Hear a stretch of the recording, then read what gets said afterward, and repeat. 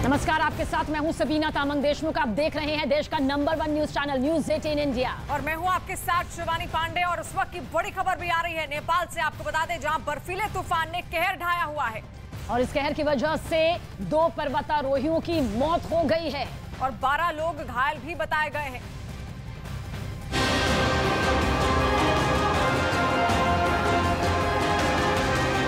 ये बर्फीले तूफान की तस्वीरें सामने आई नेपाल के माउंट मनसालू से। ये तूफान तेजी से बेस कैंप की तरफ बढ़ता दिखा और कुछ ही देर में बेस कैंप से टकरा गया। वहीं इस तूफान की वजह से बेस कैंप के पास कुछ लोग अंदर की तरफ भागते भी दिखे। ये वो जगह है जहां पर्वतारोही रुके हुए थे, लेकिन तूफान की चपेट में आने से ये कैंप भी तबाह हो गया। वहीं 2 पर्वतारोहियों की भी मौत हो गई और 12 घायल हो गए। बर्फीला तूफान आने के बाद इस पूरे इलाके में हेलीकॉप्टर से सर्च ऑपरेशन चलाया गया था। खराब मौसम की वजह से जिसमें कई बार दिक्कत भी है।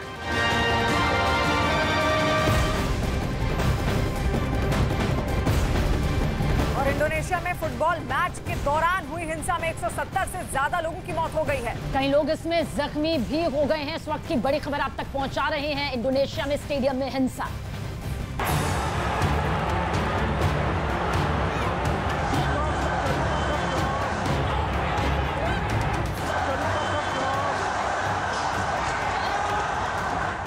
एक फुटबॉल मैच के दौरान हिंसा की ये तस्वीरें आई इंडोनेशिया से। वहां कंजुराहान स्टेडियम में 2 बड़ी टीमों के बीच मैच चल रहा था और पूरा स्टेडियम दर्शकों से खचाखच भरा हुआ था। इस दौरान एक टीम मैच हार गई और दर्शकों का गुस्सा फूट पड़ा। हारी हुई टीम के प्रशंसक जीती हुई टीम के प्रशंसक से भिड़ गए और धीरे धीरे ये हिंसा पूरे स्टेडियम में फैल गई। मामला इतना बढ़ गया कि स्टेडियम में मौजूद सुरक्षा बलों को अपनी जान बचाने के लिए भागना पड़ा। गुस्साए लोगों ने वहां मौजूद पुलिस फोर्स पर ही हमला बोल दिया। सुरक्षा बलों के लोगों को तितर-बितर करने के लिए आंसू गैस के गोले भी छोड़े गए, लेकिन इसका भी कोई असर होता नहीं दिखा। उल्टा भीड़ ने सुरक्षा बलों को ही निशाने पर ले लिया। हालात को देखते हुए इंडोनेशिया की नेशनल आर्म फोर्स को मौके पर बुलाना पड़ा, लेकिन तब तक हालात बेकाबू हो चुके थे और पूरे स्टेडियम में अफरा तफरी का माहौल बन चुका था। एक तरफ टीम की हार से नाराज लोगों का गुस्सा 7वें आसमान पर था, तो दूसरी तरफ कुछ लोग ऐसे भी थे जो ऐसे हालात देखकर डरे और सहमे हुए थे।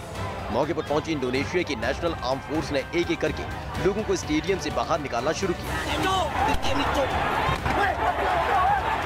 इस दौरान लोग और भड़क गए और स्टेडियम के बाहर भी घंटों तक हिंसा होती रही। स्टेडियम में भड़की इस हिंसा के बाद पूरे इलाके में अलर्ट जारी कर दिया गया। वहीं इंडोनेशियाई फुटबॉल एसोसिएशन ने खेल के बाद हुई हिंसा के लिए जांच टीम भी गठित कर दी। वहीं जांच पूरी होने तक फुटबॉल लीग को सस्पेंड कर दिया गया है। और अब आपको बताते हैं कि आखिर फुटबॉल के स्टेडियम में हिंसा कैसे फैली। दरअसल स्टेडियम में 2 टीमों के बीच में फुटबॉल मैच खेला जा रहा था और अंत में एक टीम की हार के बाद प्रशंसकों ने हंगामा करना शुरू कर दिया। उसके बाद पुलिस ने उपद्रवियों पर काबू पाने के लिए आंसू गैस के गोले तक छोड़े, लेकिन पुलिस की कार्रवाई के बाद स्टेडियम में भगदड़ मच गई। लोगों ने स्टेडियम में मौजूद पुलिस टीम पर ही उल्टा हमला कर दिया और हालात को देखते हुए स्टेडियम में सेना को बुलाया गया। साथ ही वहीं कई लोगों की मौत दम घुटने की वजह से होने का दावा भी किया गया।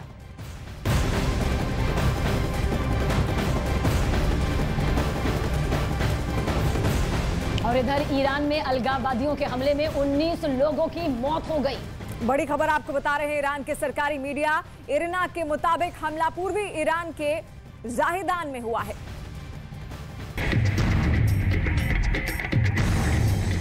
अलगाववादियों ने थाने को निशाना बनाते हुए हमला किया, जिसमें गार्ड कमांडर सहित 19 लोग मारे गए हैं, जबकि 32 गार्ड घायल हुए हैं। हालांकि अभी ये साफ नहीं हो पाया है कि हमला ईरान में चल रहे प्रदर्शन से जुड़ा है या नहीं। हमलावर जाहिदान में जुम्मे की नमाज पढ़ने आए लोगों के बीच छिप गए और मौका देखकर थाने पर हमला कर दिया, जिसके बाद इलाके में हड़कंप मच गया और लोग इधर उधर जान बचाकर भागने लगे।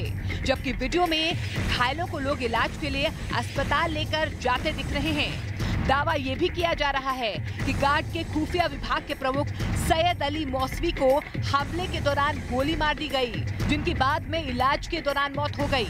वैसे अभी तक इन हमलावरों की पहचान नहीं हो पाई है। बता दें कि पिछले 2 हफ्ते से पूरा ईरान विरोध प्रदर्शनों से जूझ रहा है। और बड़ी खबर इस वक्त ईरान से सामने आ रही है, जहां पर तालिबान के खिलाफ महिलाओं के विरोध प्रदर्शन किया है। प्रदर्शनकारी महिलाओं ने तालिबान के खिलाफ नारे लगाए। अफगानिस्तान की सड़कों पर यह महिलाओं का गुस्सा दिखा तालिबान के खिलाफ। महिलाओं ने अफगानिस्तान में तालिबान हाय हाय के नारे लगाए, साथ ही तालिबान फ्री अफगानिस्तान का भी नारा दिया। अफगानिस्तान की राजधानी काबुल और दूसरे शहर हेरात में सैकड़ों की तादाद में महिलाएं सड़कों पर उतरी और सत्ता में बैठे तालिबान के खिलाफ आवाज बुलंद की। महिलाओं ने शिक्षा के अधिकार के लिए अपनी आवाज उठाई। ये सभी एजुकेशन इज आवर राइट के नारे लगा रही थी।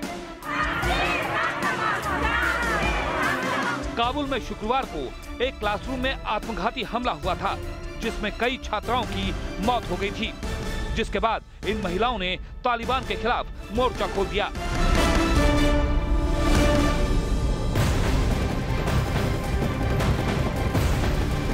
और दिल्ली के सुंदर नगरी इलाके की तरफ रुख करेंगे, जहां एक लड़के की चाकू मारकर गोदकर बेरहमी से हत्या कर दी गई। और इस वारदात के बाद से इलाके में तनाव का माहौल भी बना हुआ है। लोग दोषियों को फांसी देने की मांग कर रहे हैं।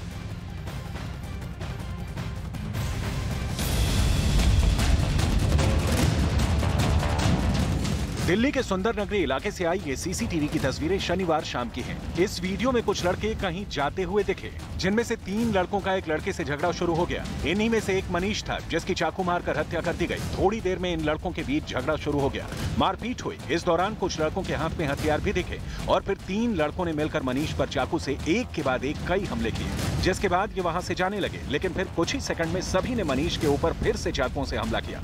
इस दौरान एक लड़का गली में कुर्सी पर बैठे एक दूसरे आदमी के पास गया और उसे चाकू दिखाकर धमकी देने लगा और फिर सभी चाकू लहराते हुए वहां से चले गए, जिसके बाद मनीष को अस्पताल ले जाया गया, जहां उसकी मौत हो गई।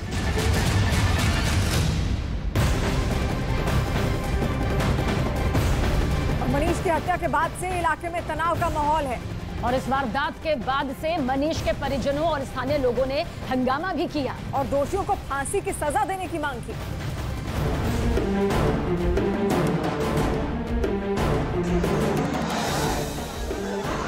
मनीष की हत्या के बाद उसके परिजनों और स्थानीय लोगों ने हंगामा किया, पुलिस के सामने नारे लगाए। ये लोग दोषियों को फांसी की सजा देने की मांग कर रहे थे। लोगों के प्रदर्शन की वजह से इलाके में भारी तादाद में पुलिस फोर्स की तैनाती की गई। पुलिस बल यहाँ तैनात की गई है, ना ही पुलिस बल बट पैरामिलिट्री फोर्सेस भी डिप्लॉय की गई हैं यहाँ पे सिचुएशन को कंट्रोल करने के लिए, क्योंकि कल देर रात से ही यहाँ के लोकल्स, यहाँ के स्थानीय लोग नारेबाजी कर रहे हैं, दिल्ली पुलिस के अगेंस्ट, दिल्ली सरकार के अगेंस्ट नारेबाजी कर रहे हैं और डिमांड कर रहे हैं कि तीनों अपराधियों को फांसी की सजा दी जाए और जब तक उन्हें फांसी की सजा नहीं दी जाती तब तक ये यहाँ से अपना धरना खत्म नहीं करेंगे। आरोपियों की गिरफ्तारी की मांग के लिए मनीष का परिवार धरने पर बैठ गया। प्रदर्शनकारियों की पुलिस के साथ झड़प भी हुई। पीड़ित परिवार लगातार इंसाफ की मांग कर रहा है। बताया जा रहा है कि इस परिवार को पहले से केस वापस लेने की धमकियां मिल रही थी। परिवार रहते हैं, ये परिवार थे जिन्होंने पहले मारा, वो बंद है। क्या कहते थे ये धमकी? ये बोलते केस वापस लो, नहीं तो तुम्हें जान से मार देंगे सबको। मर्डर के बाद हुए इस प्रदर्शन को देखते हुए इलाके में पुलिस की चौकसी भी बढ़ा दी गई। हालात से निपटने के लिए दिल्ली पुलिस के साथ पैरामिलिट्री फोर्स की भी तैनाती कर दी गई। बड़ी बात यह है कि जिस जगह पर यह वारदात हुई वहां से पुलिस चौकी महज 25 मीटर की दूरी पर है, जिसे लेकर दिल्ली पुलिस पर भी सवाल उठ रहे हैं।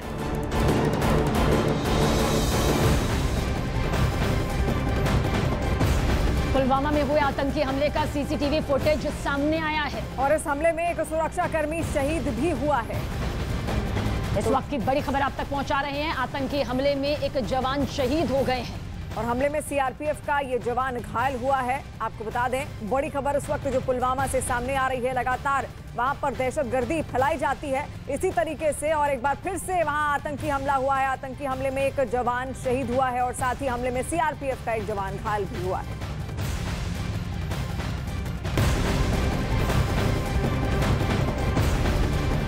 और उधर जम्मू कश्मीर के गुलमर्ग के अफरवात में मौसम की पहली बर्फबारी हुई है, जहां से 2 से 3 इंच तक बर्फ की परत तक जम गई, जिसके बाद गुलमर्ग में तापमान में गिरावट दर्ज की गई। और बर्फबारी का लुत्फ उठाने के लिए पर्यटकों ने श्रीनगर से गुलमर्ग का रुख करना शुरू कर दिया है।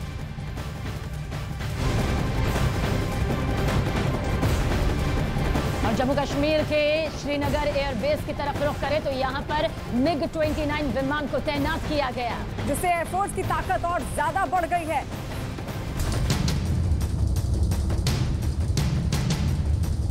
इससे पहले भारतीय वायुसेना ने श्रीनगर एयरबेस पर रफाल विमान को डिटैचमेंट के तौर पर तैनात करने का फैसला किया था, लेकिन बाद में एयर डिफेंस को ध्यान में रखकर MiG-29 की तैनाती की गई।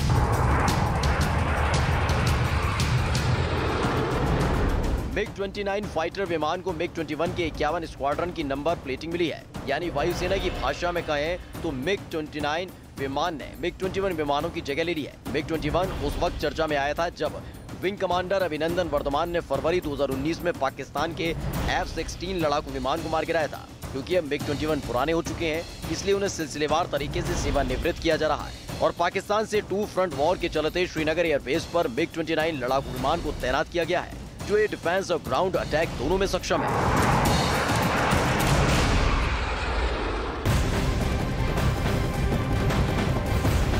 और उधर स्वदेशी लाइट कॉम्बैट हेलीकॉप्टर LCH कल वायुसेना में शामिल होगा।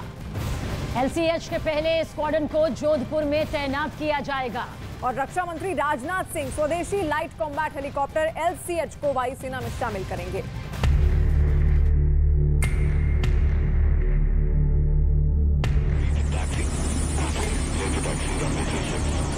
लाइट कॉम्बैक्ट हेलीकॉप्टर LCH की जरूरत सबसे पहले कारगिल युद्ध के दौरान महसूस हुई थी, जिसके बाद HAL ने स्वदेशी हल्के लड़ाकू विमान पर काम शुरू किया। कल पाकिस्तान की सीमा के करीब जोधपुर में LCH हेलीकॉप्टर की तैनाती होगी। वायुसेना की पहली यूनिट में करीब 10 LCH शामिल होंगे, जिन्हें रक्षा मंत्री राजनाथ सिंह की मौजूदगी में वायुसेना में शामिल किया जाएगा।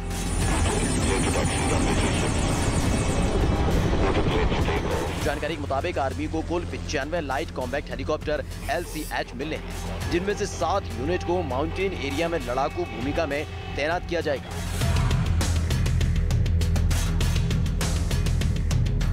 स्वदेशी LCH का वजन करीब 6 टन है। इसकी वजह से ये हाई एल्टीट्यूड एरिया के लिए मुफीद है।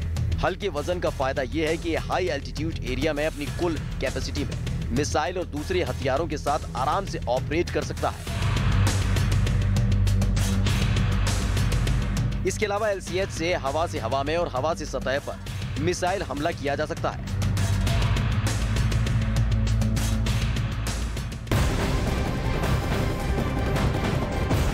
और इस बीच यूक्रेन का पलटवार अब आपको बताने जा रहे हैं।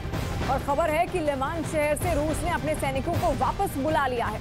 लिमान के इस हिस्से पर रूस के सैनिक पहले जश्न मना रहे थे और अब यूक्रेन ने अपना कब्जा वापस ले लिया है। यूक्रेन के रक्षा मंत्रालय ने इस बात का दावा भी किया कि उसके सैनिकों ने रूस के 5000 सैनिकों को घेर लिया।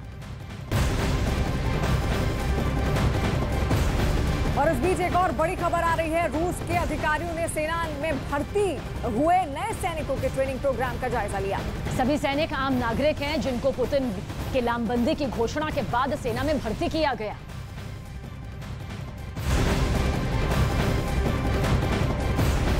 और यूक्रेन और रूस के बीच पिछले 7 महीनों से युद्ध लगातार जारी है। इस युद्ध में यूक्रेन के साथ साथ रूस को भी भारी नुकसान झेलना पड़ा है। और उस बीच जनमत संग्रह करके पुतिन ने यूक्रेन को 4 इलाकों को रूस में मिला लिया है। इन इलाकों में ज़ापोरिजिया भी शामिल है और इसी ज़ापोरिजिया में यूरोप के सबसे बड़े न्यूक्लियर प्लांट भी है। और उस बीच बड़ी खबर यह है कि ज़ापोरिजिया के न्यूक्लियर पावर प्लांट प्रमुख इवर मुराशोव को रूस के सैनिकों द्वारा अगवा कर लिया गया है। यह आरोप यूक्रेन की परमाणु कंपनी ने लगाया। और आरोपों के मुताबिक रूसी सैनिकों ने इवर मुराशोव की कार को रोक लिया और उनकी आंखों पर पट्टी बांध दी, फिर उन्हें किसी अनजान जगह पर ले जाया गया। तो यूक्रेन के मुताबिक रूस की यह कार्रवाई परमाणु ऊर्जा संयंत्र को खतरे में डालेगा।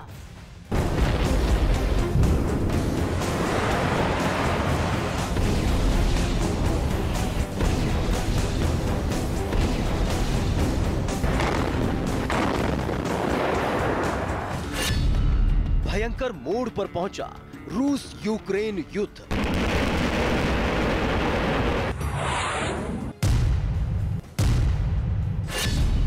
यूक्रेन के न्यूक्लियर पावर प्लांट के प्रमुख को अगवा करने का आरोप।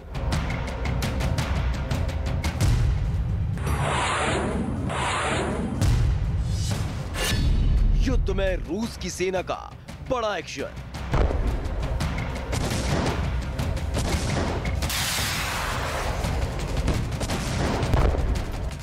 यूक्रेन को लेकर पुतिन पूरे एक्शन में है। उन्होंने कड़ा रुख अख्तियार कर लिया है। पुतिन ने यूक्रेन के 4 इलाकों को रूस के अंदर मिला लिया है। अब आरोप ये लगाया जा रहा है कि रूस की सेना ने ज़पोरिज़िया न्यूक्लियर पावर प्लांट के डायरेक्टर इविर मारुशोव को अगवा कर लिया है। इस दावे के बाद पश्चिमी देशों में हड़कंप मच गया है, क्योंकि इस परमाणु संयंत्र के बॉस इविर मोराशोव के अगवा होने और रूस के सैनिकों के कब्जे में आने का मतलब ये है कि अब ज़पोरिज़िया न्यूक्लियर पावर प्लांट के साथ साथ उसका रिमोट भी रूस के पास आ गया। ज़पोरिज़िया पर कब्जा करने के बाद वहां पर परमाणु संयंत्र भी रूस के कब्जे में आ चुका था, लेकिन इस पावर प्लांट के बॉस का पता नहीं चल रहा था। अब यूक्रेन की परमाणु कंपनी ने दावा किया है कि पुतिन के सैनिकों ने इनको अगवा कर लिया है। यूक्रेन की परमाणु कंपनी के मुताबिक रूसी सैनिकों ने इविर मोराशोव की कार को रोक लिया और उनकी आंखों पर पट्टी बांधी, फिर उन्हें किसी अनजान जगह पर ले जाया गया। दावा यह किया गया कि अगर इविर मोराशोव को हिरासत में लिया गया तो ये परमाणु ऊर्जा संयंत्र को खतरे में डालेगा। सिर्फ यूक्रेन ही नहीं, बल्कि संयुक्त राष्ट्र संघ की परमाणु निगरानी संस्था भी सख्ते में है। ज़पोरिज़िया न्यूक्लियर पावर प्लांट के बॉस के लापता होने की जानकारी मांगी गई है। हालांकि रूस की तरफ से इन आरोपों पर कोई सफाई नहीं आई है। इसके बावजूद इविर मोराशोव के इस तरह से गायब होने के बाद चारों तरफ हड़कंप मचा हुआ है।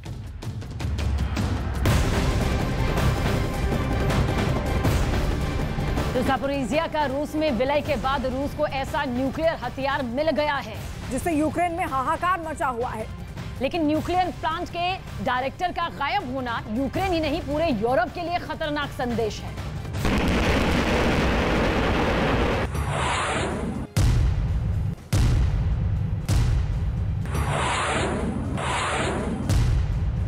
ज़पोरिज़िया के रूस में विलय होने के बाद रूस को ऐसा न्यूक्लियर हथियार मिल गया है जिससे यूक्रेन में हाहाकार मच गया।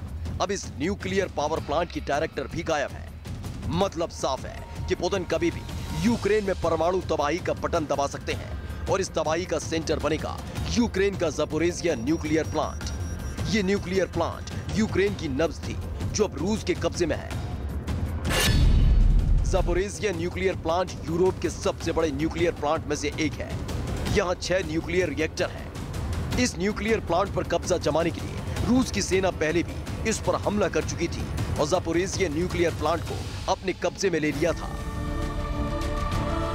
एक रिसर्च के मुताबिक अगर ज़पोरिज़िया न्यूक्लियर प्लांट से रेडिएशन फैलता है तो सबसे खराब हालात सेंट्रल यूक्रेन के होंगे। बावजूद आसपास के सैकड़ों किलोमीटर के इलाके में रेडिएशन फैल जाएगा, जिसका अंजाम बहुत ही घातक होगा। हालांकि इससे पहले भी पुतिन इस न्यूक्लियर प्लांट को लेकर वार्निंग दे चुके हैं। Ядерный шантаж.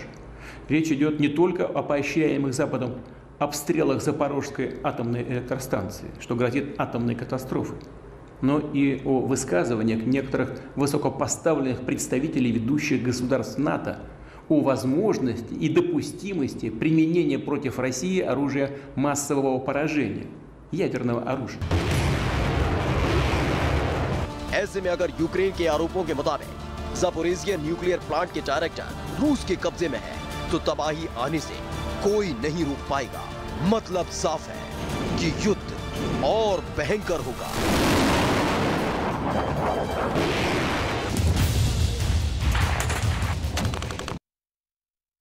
फिनलैंड के पास पुतिन के जो बॉम्बर देखे गए हैं कितने खतरनाक हैं, आपको वो बताते हैं। TU-160 बॉम्बर हाइपरसोनिक मिसाइलों और दूसरे घातक हथियारों से लैस होता है और वहीं TU-95 ग्रेनेड परमाणु क्रूज मिसाइलों से लैस होती है। परमाणु युद्ध के दौरान दोनों बॉम्बर परमाणु बॉम्ब गिराने में सक्षम हैं।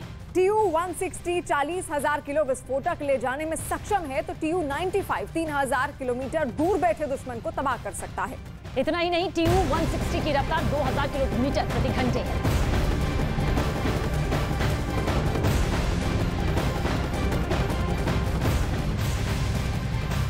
और बड़ी खबर आपको बता दें, यूक्रेन पर परमाणु हमले का खतरा लगातार फिर से मंडराने लगा है। फिनलैंड बॉर्डर के पास खतरा देखने को मिला है। यूक्रेन पर यह परमाणु हमले का खतरा एक बार फिर से देखने को मिला।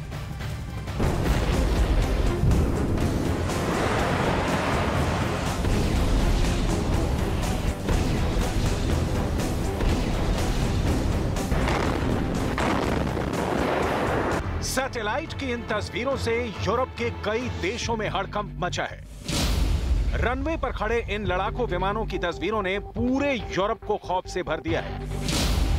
रनवे पर एक नहीं कुल 7 फाइटर जेट खड़े हैं और इन्हीं विमानों से परमाणु बम गिराए जाते हैं। रूस ने ये तैनाती कहीं और नहीं बल्कि फिनलैंड के बॉर्डर पर की है।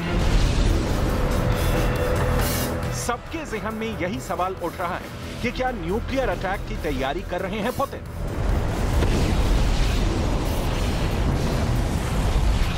इजरायली खुफिया फर्म एमिटसैट इंटरनेशनल ने इन तस्वीरों को जारी किया है जिसमें फिनलैंड के करीब ओलेनिया एयरबेस पर रूसी बॉम्बरों की तैनाती देखी गई।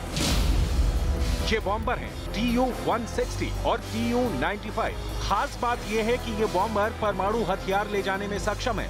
ये बॉम्बर हाइपरसोनिक मिसाइलों और दूसरे घातक हथियारों से लैस होते हैं और हजारों किलोमीटर दूर बैठे दुश्मन को तबाह कर सकते हैं। सैटेलाइट की इन तस्वीरों में देखिए कैसे 12 अगस्त को एयरबेस का रनवे खाली था। फिर 21 अगस्त को यहां पर 4 Tu-160 खड़े दिखाई दिए। इसके बाद 25 सितंबर को इस रनवे पर 3 Tu-95 और खड़े दिखाई दिए। एक एक करके बॉम्बर को तैनात करने का मकसद कहीं न्यूक्लियर अटैक की प्लानिंग तो नहीं। रिपोर्ट के मुताबिक ओलेनिया एयरबेस पर मौजूद बॉम्बर एंगल्स एयरबेस के लिए उड़ान भर सकते हैं। एंगल्स एयरबेस यूक्रेन के पास रूस का एकमात्र बॉम्बर केंद्र है और रूस पहले से ही परमाणु हथियारों से लैस अपने जेट को अलर्ट पर रखा हुआ है। यानी पुतिन परमाणु हमले के मूड में आ चुके हैं। कभी भी एटमी अटैक हो सकता है।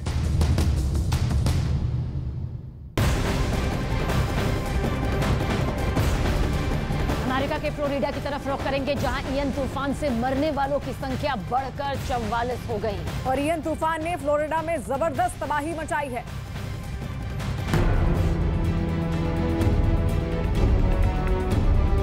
हवाई सर्वेक्षण के दौरान पूरा फ्लोरिडा शहर तबाह और बर्बाद दिखा। चारों तरफ मलबा ही मलबा दिखा।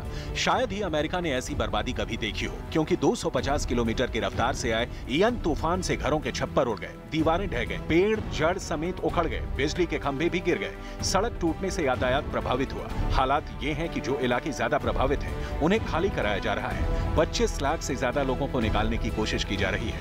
कैरेबियन समुद्र से उठे इयन तूफान ने सबसे पहले क्यूबो के तट पर दस्तक दी थी, जिसने फ्लोरिडा शहर का नक्शा ही बदल कर रख दिया। बताया जा रहा है कि यह अमेरिका के इतिहास का सबसे भयंकर तूफान था।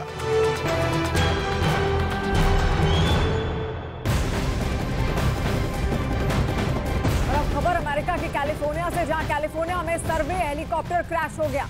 तो एक हादसा यहां पर हुआ है जिसके बाद हेलीकॉप्टर के रिहायशी इलाके में गिरने का वीडियो भी सामने आया, जो इस वक्त आपके सामने।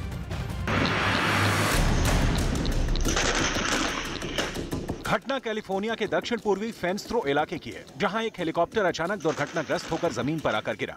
इस दौरान एक कार भी उसकी चपेट में आने से बाल बाल बच गई। ये पूरी घटना एक घर के बाहर लगी रिंग बेल के कैमरे में रिकॉर्ड हो गई। पुलिस के मुताबिक ये एक सर्वे हेलीकॉप्टर था जिसमें पायलट समेत 2 लोग सवार थे, जिन्हें मामूली चोटें आई हैं और उन्हें इलाज के लिए नजदीकी अस्पताल में भर्ती कराया गया है। वहीं हेलीकॉप्टर दुर्घटनाग्रस्त क्यों हुआ, इसकी जांच की जा रही है।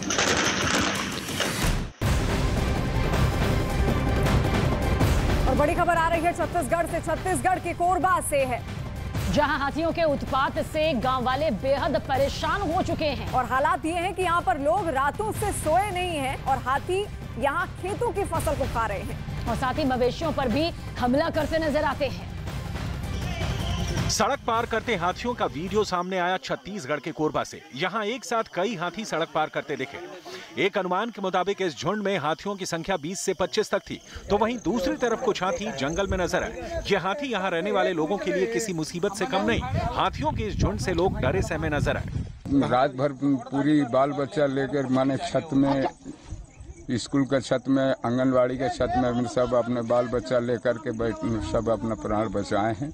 लोगों का कहना है कि हाथी उन पर हमला करते हैं, फसलों को खा जाते हैं और मवेशियों को भी मार डालते हैं। बताया गया कि हाथियों का ये झुंड इस इलाके में 4 दिनों से डेरा डाले हुए है। हाथियों के आतंक से बचने के लिए गांव वाले मशाल और पटाखों का इस्तेमाल करते दिखे। इन लोगों ने वन विभाग पर कोई मदद नहीं पहुंचाने का भी आरोप लगाया।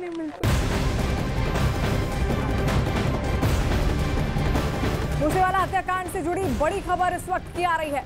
हत्याकांड के आरोपी दीपक टीनू पुलिस की कस्टडी से फरार हो गया है और दीपक टीनू को मानसा पुलिस कपूरथला जेल से रिमांड पर ले गई थी।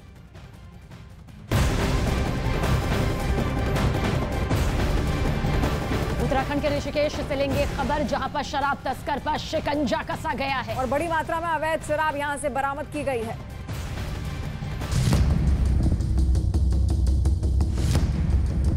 आबकारी विभाग की टीम को कच्ची शराब की सप्लाई की सूचना मिली थी, जिसके बाद एक कर्मचारी को ग्राहक बनाकर एक घर के अंदर भेजा गया, लेकिन आरोपी को इसकी भनक लग गई और उसने कर्मचारी को घर में घुसने नहीं दिया, जिसके बाद घर पर छापेमारी की गई और बड़ी मात्रा में कच्ची शराब बरामद हुई। बताया गया कि आरोपी ने 2 घर की दीवारों के बीच टंकी बनाई थी, जिसमें कच्ची शराब भरकर रखी थी और एक पाइप के जरिए ग्राहकों को कच्ची शराब परोसी जाती थी।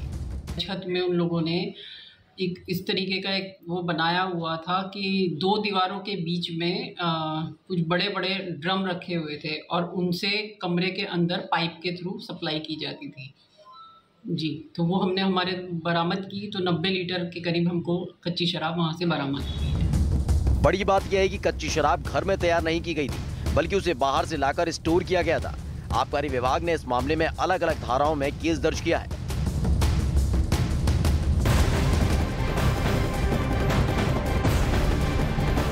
और उधर झारखंड के सिमडेगा में लोगों में दहशत का माहौल है, क्योंकि वहां हाथियों के झुंड ने आतंक मचाया हुआ है। हाथियों के झुंड ने जहां घरों को नुकसान पहुंचाया, वहीं उसमें रखा अनाज भी खा गए।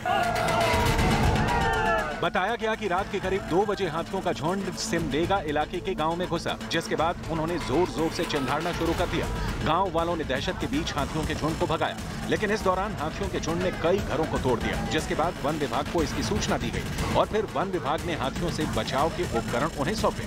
बताया गया कि हाथियों के झुंड में 2 नवजात हाथी भी हैं, इसलिए वो खाने की तलाश में रिहायशी इलाके तक आ पहुंचे। इससे पहले भी हाथियों के झुंड ने एक और गांव में घुसकर तांडव मचाया था।